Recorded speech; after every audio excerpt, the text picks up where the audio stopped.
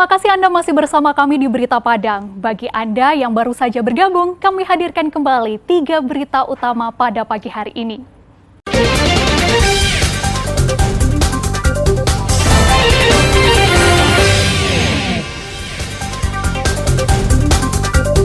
Ponton menjadi alat transportasi utama untuk penyeberangan warga Sikilang menuju pusat kecamatan Sungai Awur.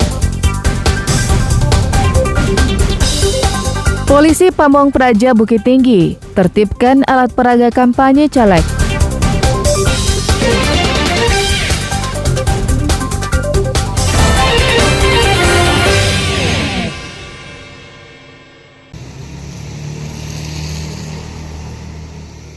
Satuan Polisi Pamong Praja Kota Bukit Tinggi, Rabu siang, menertibkan ratusan baliho dan spanduk sosialisasi bakal calon legislatif yang dipasang di fasilitas umum.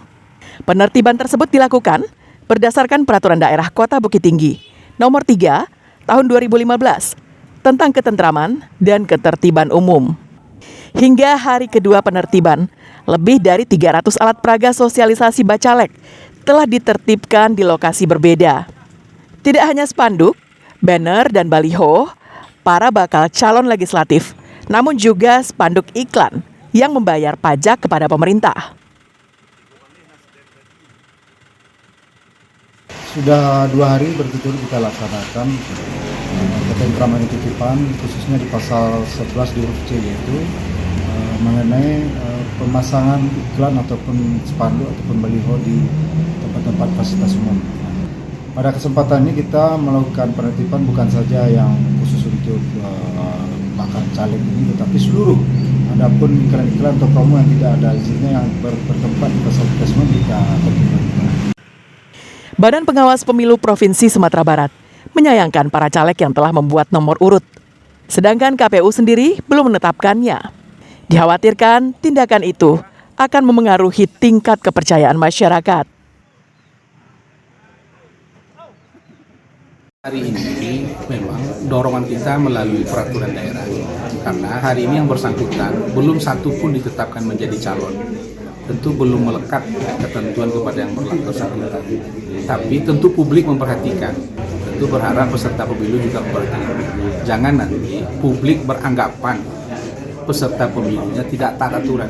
Pertama yang kita pahami adalah bahwa hari ini belum ada calon daripada legislatif maupun presiden ya, yang ada baru bakal calon. Itu yang pertama. Yang kedua, tahapan kampanye juga belum masuk, sehingga yang bisa dilakukan oleh peserta pemilu atau bakal calon itu hanya sifatnya sosialisasi, termasuk alat peraga yang dipasang di sepanjang jalan, di sepanjang tempat, itu bentuknya masih dalam konteks sosialisasi. Sebelum ditertibkan, Satpol PP sebelumnya telah mengirimkan surat pemberitahuan kepada seluruh partai politik untuk memenuhi Perda Kota Bukit Tinggi. Penertiban akan dilakukan hingga beberapa hari ke depan. Dina Amrina melaporkan dari Bukit Tinggi.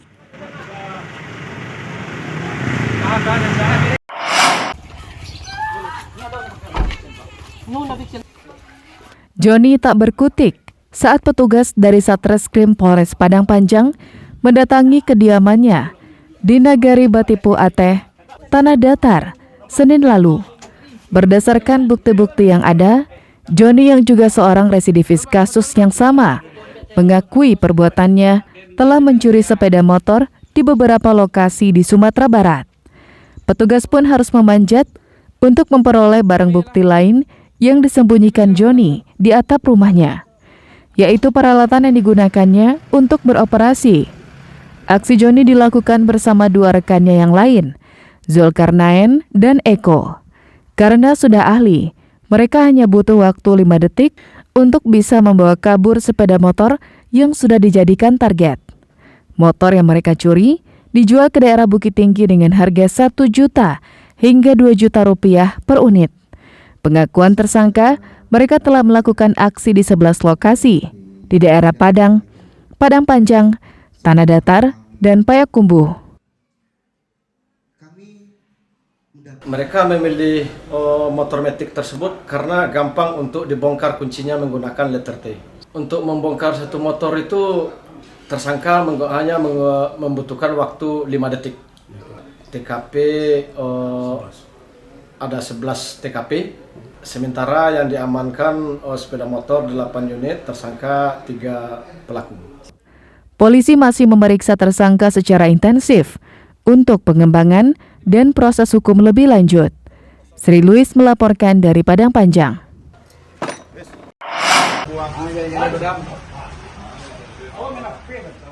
Beraksi hampir di belasan lokasi di Kota Padang, seorang pelaku spesialis kupak rumah berhasil diringkus tim Klewang Satreskrim Polresta Padang di daerah Ketaping, Kota Padang. Pelaku bernama Randi, berusia 28 tahun, ditangkap saat lagi asik duduk di depan rumahnya. Ia tak berkutik saat tiba-tiba polisi berpakaian bebas mencokoknya. Setelah diinterogasi, pelaku pun mengakui semua perbuatannya. Selain menangkap pelaku, petugas juga menyita barang bukti 1 buah telepon genggam hasil curiannya. Pelaku dan barang bukti kemudian dibawa ke Mapolresta Padang untuk pemeriksaan lebih lanjut. Hasil pemeriksaan polisi, pelaku diketahui sudah beraksi di 12 tempat kejadian perkara atau TKP di Kota Padang. Modusnya, pelaku membobol rumah dan membawa kabur barang-barang korban. Pelaku yang merupakan pengangguran nekat mencuri untuk memenuhi kebutuhan hidup dan membeli narkoba. Setelah kita menerima laporan itu ada tindak pidana pencurian yaitu kupak rumah, kita melakukan penyelidikan lebih lanjut dan mengamankan barang bukti dan menemukan tersangkanya. Yang bersangkutan atau tersangka mengaku telah beraksi di 12 TKP. Tersangka modusnya itu memang berjalan sendirian pada malam hari dan memang sasaran utamanya adalah satu handphone. Atas perbuatannya, pelaku dijerat dengan pasal 363 KUHP tentang pencurian dengan ancaman hukuman di atas 5 tahun penjara.